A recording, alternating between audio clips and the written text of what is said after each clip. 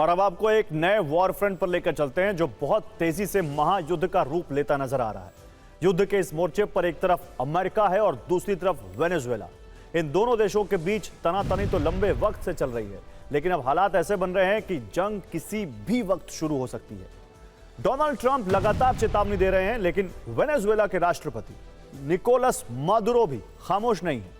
3 दिन पहले अमेरिका ने ड्रग्स की तस्करी का आरोप लगाते हुए वेनेजुएला की एक नाव पर हमला किया और अब वेनेजुएला ने अमेरिकी युद्धपोत के ऊपर से ही अपने फाइटर जेट उड़ाकर जवाब दे दिया। वेनेजुएला की इस हरकत से डोनाल्ड ट्रंप काफी गुस्से में नजर आ रहे हैं।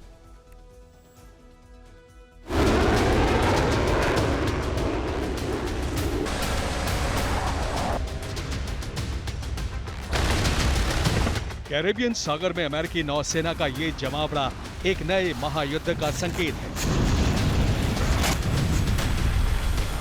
ड्रग्स की तस्करी को रोकने के बहाने डोनाल्ड ट्रंप ने इस बेड़े को वहां तैनात किया है, लेकिन वेनेजुएला को ट्रंप की मंशा पर शक है। इसलिए वेनेजुएला ने अमेरिका को चेतावनी देने के लिए अपने सबसे ताकतवर फाइटर जेट F-16 को अमेरिकी युद्धपोत के ऊपर से उड़ा दिया। इन तेज और ताकतवर लड़ाकू विमानों ने अमेरिकी guided missile destroyer USS Jason Dunham के ठीक पास से उड़ान भरी, जिस पर अमेरिका ने कड़ी आपत्ति जताई। पेंटागन ने एक बयान जारी कर कहा, मादुरो शासन के 2 सैन्य विमान अंतर्राष्ट्रीय जल क्षेत्र में अमेरिकी नौसेना के पोत के बेहद करीब उड़े। ये एक जानबूझकर की गई उकसाने वाली कार्रवाई है, जिसका मकसद हमारी नशीली दवाओं और आतंकवाद विरोधी अभियानों को बाधित करना था। आपको बता दें कि USS जेसन डनहम कैरेबियन सी में तैनात अमेरिकी बेड़े का हिस्सा है। वहां तैनात अमेरिकी नौसेना के बेड़े में इस वक्त कुल 7 युद्धपोत और 4500 से ज्यादा सैनिक और मरीन शामिल हैं। ड्रग्स की तस्करी को रोकने के लिए इतनी भारी भरकम सैन्य तैनाती वेनेजुएला को हजम नहीं हो रही।